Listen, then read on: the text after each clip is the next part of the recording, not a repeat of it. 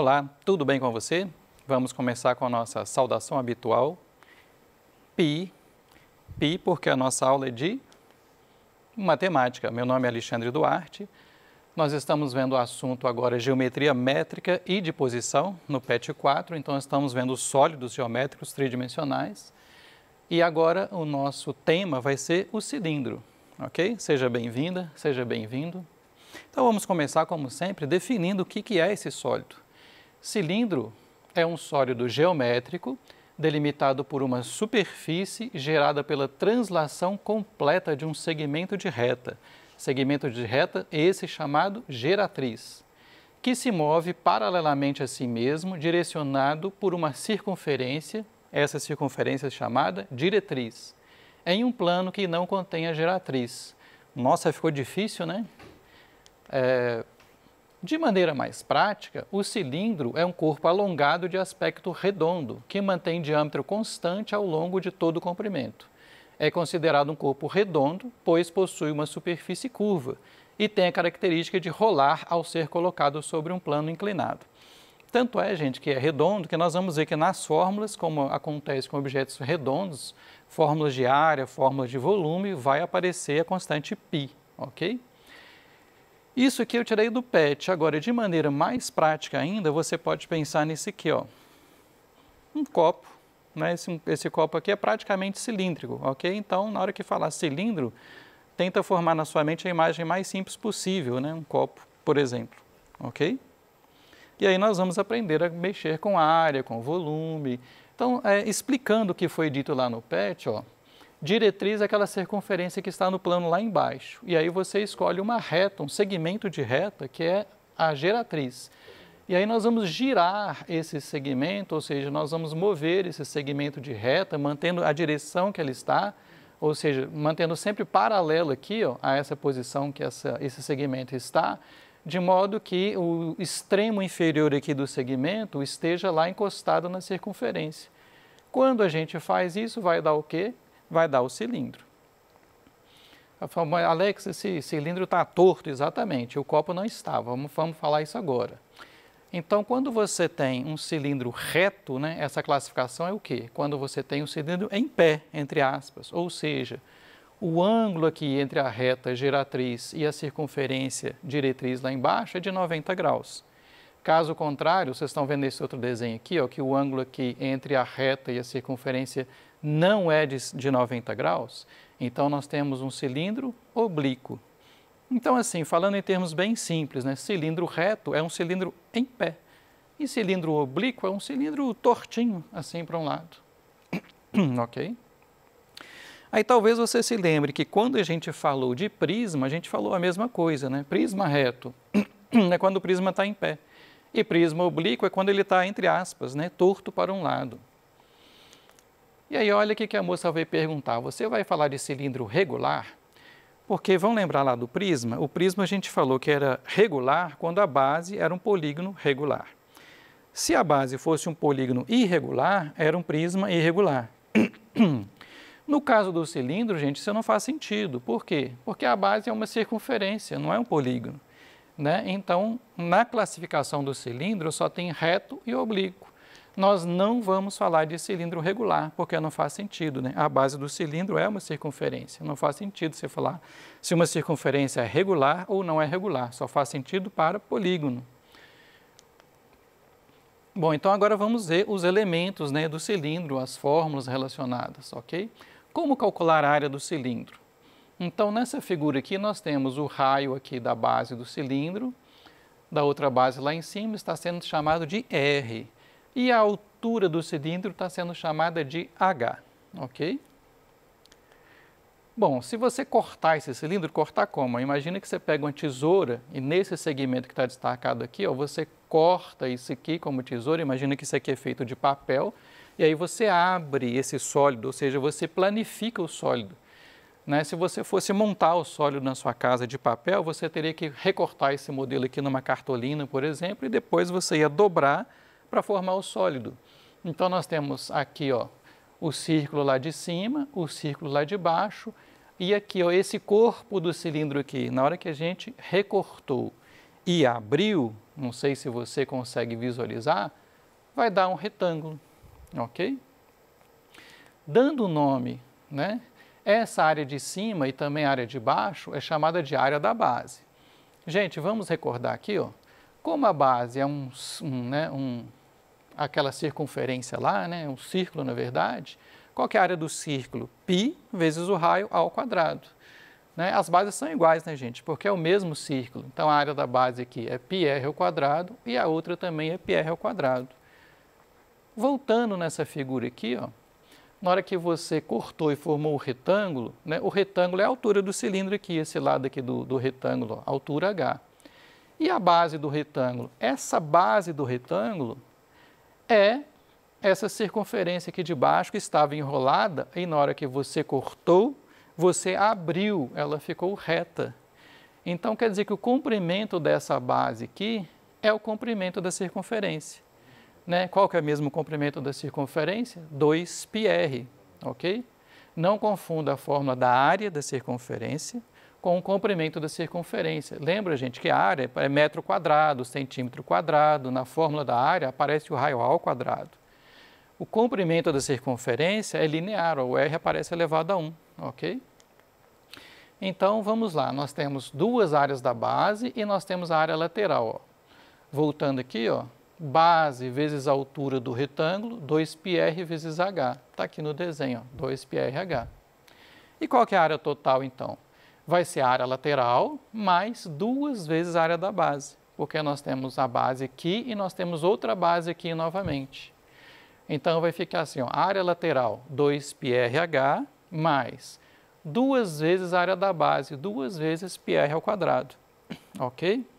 É claro que se você voltar lá no exemplo do copo, o copo não tem a tampa, né, gente? Aí, se você for calcular a área do vidro, só vai ter uma área da base. Mas, no geral, pode ter duas. Aí, se você reparar aqui que as duas parcelas aqui têm o número 2, ele pode ser colocado em evidência. As duas parcelas têm também o π multiplicando, ele pode ser colocado em evidência. As duas parcelas têm o raio, aqui o raio aparece simples e aqui aparece ao quadrado. Você pode colocar um raio em evidência. Então, colocando 2πr em evidência, sobra aqui h mais r. 2πr vezes h mais r é a área total do cilindro, ok?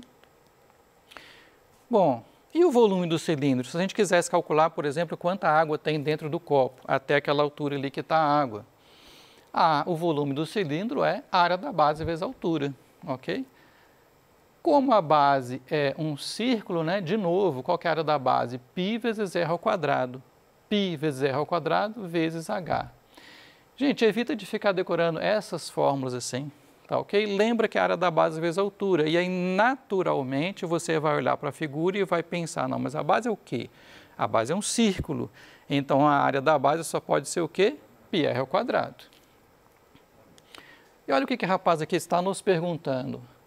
Alex, essa fórmula do volume do cilindro é a mesma do volume do prisma. Coincidência? Então, pera lá, de qual fórmula que ele está falando? Ele não está falando desta última fórmula, está falando dessa fórmula anterior. Vamos mostrar isso melhor numa figura para você? Ó, aqui é o prisma que a gente já estudou. Qual que é o volume do prisma? A área da base, que está aqui no desenho, vezes a altura. Neste exemplo aqui, né, a mesma figura que eu usei na aula do prisma, nós pegamos aqui um prisma oblíquo regular. Por que regular? Porque a base é um pentágono regular. Por que regular? Porque os 5 lados aqui são iguais. E o volume do cilindro também é a área da base vezes a altura, né, todos dois. Então, o que muda? Que no caso do prisma, a área da base é a área do pentágono, é uma fórmula. E no caso do cilindro, a área da base é um círculo, é outra fórmula. Mas a ideia é a mesma. Então, gente, toda vez que nós tivermos sólidos com base e sem ponta, né? Porque depois a gente vai ver com ponta, né? Tipo cone, pirâmide, então, de novo. Sólidos com base e sem ponta, qual que é o volume? A área da base vezes a altura. Então, nós temos basicamente 2 sólidos desse tipo, o prisma e o cilindro. Essa ideia aqui é a mesma.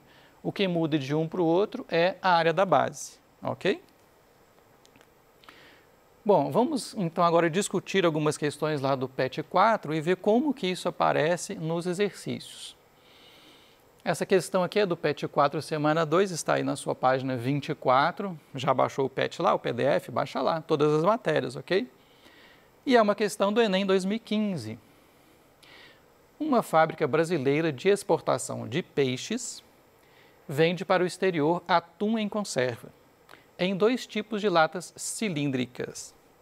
Uma de altura igual a 4 centímetros e raio 6 centímetros. Então, observa, essa aí já deu todos os dados para nós, ok? E outra de altura desconhecida e raio de 3 centímetros, respectivamente, conforme a figura. Já vou mostrar a figura. Sabe-se que a medida do volume da lata que possui raio maior, ele já deu o nome para você, ó, V1, é o volume da lata que possui raio maior. É 1,6 vezes a medida do volume da lata que possui raio menor, V2, também já nomeou para você. E a pergunta da questão é, a medida da altura desconhecida vale? Está aqui o desenho da questão. Então, está aqui ó, uma lata de peixe, 4 centímetros de altura e 6 centímetros de raio. E a outra lata tem uma altura desconhecida x e o raio de 3 centímetros. E temos as alternativas, letra A, 8 centímetros, B, 10, C, 16, D, 20 e E, 40. Bom, então vamos começar dessa informação aqui. Eu lhe dei uma informação de volume, né? Porque afinal a ideia é você colocar peixe dentro da lata. O volume V1 é 1,6 vezes a medida do volume da lata de volume V2. Ou seja, escrevi assim, ó, V1 igual a 1,6 vezes V2, ok? Bom, mas qual que é o volume mesmo do cilindro que nós acabamos de ver? Área da base vezes altura. Como são 2, o V1 eu coloquei assim, a área da base 1 vezes altura 1, igual 1,6, o volume 2, área da base 2 vezes altura 2, ok? Na matemática não use letras iguais para coisas diferentes, tá? Senão você pode se confundir. E por sua vez, como as bases, né, são círculos, qual que é a área da base 1? Π vezes o raio 1 ao quadrado. E qual que é a área da base 2? Π vezes o raio 2 ao quadrado. Então, ficou essa expressão aqui. Se a gente observar, tem π dos dois lados, né, da equação, multiplicando. Nós podemos cortar o π da equação da esquerda com o π da equação da direita. Quanto mais rápido você simplificar, menos conta você vai fazer, menor a chance de errar. Então, ficou assim, ó, o raio 1 ao quadrado vezes a altura 1, igual 1,6 vezes o raio 2 ao quadrado vezes a altura 2. Tá? Gente, de uma imagem para outra, eu costumo repetir, tá, a última expressão para a gente poder ter a referência. Então, eu repeti aqui a última expressão da lâmina anterior, vamos substituir os valores. Raio 1 ao quadrado ficou 6 ao quadrado, vezes a altura 1 é 4. Igual, o 1,6, gente, para facilitar, eu escrevi na forma de fração, tá? Em vez de deixar decimal, eu escrevi assim, ó, 16 décimos, ok? Vezes, o raio 2 ao quadrado é 3 ao quadrado. E H2 é o que ele chamou de altura desconhecida, então é x, ok? Então vamos devagar, ó. 6 ao quadrado, 36. O lado esquerdo ficou 36 vezes 4, igual. O 16 décimos eu simplifiquei o numerador e o denominador por 2. Então, ficou 16 simplificado por 2, 8. 10 simplificado por 2, 5. Vezes 3 ao quadrado, 9. Vezes x. Ok? Bom, a gente evita também de ficar fazendo muita conta, tá? Vamos tentar, em vez de sair multiplicando tudo, tenta simplificar primeiro. Então, em vez de fazer essa conta aqui, por exemplo, 36 vezes 4, o que eu escolhi? Passei o 5 que estava dividindo aqui, multiplicando para o lado esquerdo. 5 vezes 36 vezes 4 igual, do outro lado sobrou 8 vezes 9 vezes x. Novamente eu repeti aqui, né, para a gente ver. E aí, como nós queremos o x, né, vamos isolar o x, o 8 e o 9 que estavam multiplicando o x aqui do lado direito, a gente passou dividindo para o lado esquerdo, ok? Então, o x ficou assim, ó, 5 vezes 36 vezes 4 dividido por 9 vezes 8. E qual que é a vantagem? Aí a gente simplifica. O 36 por 9, simplificando por 9, né? Dá 36 por 9, ficou 4 sobre 1, simplificando ambos por 9. E o 4 sobre 8, simplificando por 4, ficou meio. Aí ó, ficou bem mais fácil. Agora sim, você multiplica todo mundo no numerador, dá 5 vezes 4 vezes 1, 20. Todo mundo no denominador, 1 vezes 2 dá 2, 20 por 2, resposta 10 centímetros. Ok? Então, deu alternativa B. Agora a questão lá do PET 4, semana 2, na página 24 também, que é mais atual, o Enem 2018. Um artesão possui potes cilíndricos de tintas cujas medidas externas são 4 centímetros de diâmetro e 6 centímetros de altura. Ok, então deu todas as informações do pote. Ele pretende adquirir caixas organizadoras para armazenar seus potes de tinta, empilhados verticalmente com tampas voltadas para cima, de forma que as caixas possam ser fechadas. Tá? Então não pode sobrar o pote, né, a altura do pote lá no final da caixa, senão a tampa não vai fechar. No mercado, existem 5 opções de caixas organizadoras com tampa, em formato de paralelepípedo reto-retângulo. Lembra do que eu falei? O que é paralelepípedo reto-retângulo? Pensa numa caixinha de sapatos. É claro que nesse caso vai ser uma caixa maior. Tá? Lembra da caixa organizadora? Pronto, ok? Vendidas pelo mesmo preço, possuindo as seguintes dimensões internas. Por que internas, gente? Porque tem que caber os potinhos. Então tá lá, ó. Por exemplo, modelo 1, comprimento da caixa organizadora 8 centímetros, largura 8 e altura 40 centímetros. E assim por diante. Modelo 2, ele forneceu comprimento 8, a largura 20 e a altura 14 centímetros. Modelo 3, 18, 5 e 35. Modelo 4, 20, 12 e 12. E modelo 5, 24, 8 e 14. É o mesmo preço. Qual desses modelos o artesão deve adquirir para conseguir armazenar o maior número de potes por caixa? Né? Claro, né? Para fazer valer o dinheiro dele. As alternativas, será que é o pote 1, 2, 3, 4 ou 5? Gente, o que nós vamos fazer? Eu reproduzi aqui a tabela e aqui nós vamos calcular quantos potes cabem em cada modelo de caixa. Como o pote tem 4 centímetros de comprimento, 4 centímetros de largura e 6 centímetros de altura, atenção agora, o que nós vamos fazer? Nós vamos pegar a respectiva dimensão da caixa e dividir pela dimensão do pote. Por exemplo, se essa primeira caixa aqui ó, tem 8 centímetros de largura, nós vamos dividir por 4 para saber quantas larguras de pote que cabem.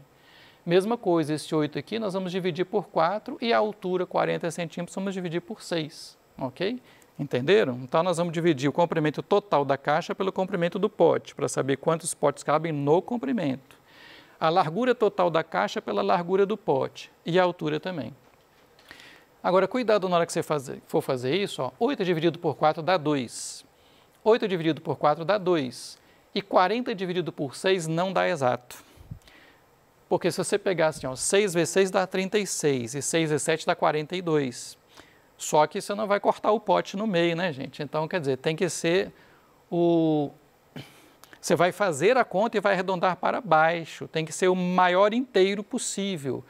40 dividido por 6 vai dar 6, alguma coisa. Como não tem jeito de você colocar 6, alguma coisa potes, você vai pegar o menor inteiro possível. Arredondando 6, alguma coisa para baixo vai dar 6. E aí você multiplica. Né? Cabem a 2 dimensões no comprimento, 2 na largura e 6 na altura. 2 vezes 2, 4 vezes 6, 24 potes que cabem na caixa 1. A mesma coisa nós vamos fazer para as outras caixas. Por exemplo, 8 por 4 dá 2, 20 por 4 dá 5, 14 por 6 dá 2, alguma coisa, né? Um número entre 2 e 3. Como nós somos forçados a arredondar para baixo, né? Para o pote caber dentro da caixa, vamos arredondar para 2. Aí você multiplica, ó, 2 vezes 5 vezes 2, 20. Bom, agora que a gente já tem o raciocínio, ficou mais fácil, né? Nós vamos fazer a mesma coisa para a caixa 3. 18 por 4 dá 4, alguma coisa, arredondando para baixo dá 4. 5 por 4 dá 1, arredondando. E 35 por 6, arredondando, dá 5. 4 vezes 1 vezes 5, 20. Para a quarta caixa vão caber 30 potes. e para a quinta caixa vão caber 24 potes. Como você quer, né, claro, aproveitar ao máximo a caixa, né, 30 é o número de potes que mais coube aqui, ou o maior número aqui. Então, o modelo que o artesão vai escolher vai ser a caixa 4, alternativa D. Ok? Estão aqui as nossas referências. Muito obrigado pela sua presença na nossa aula e até a próxima aula.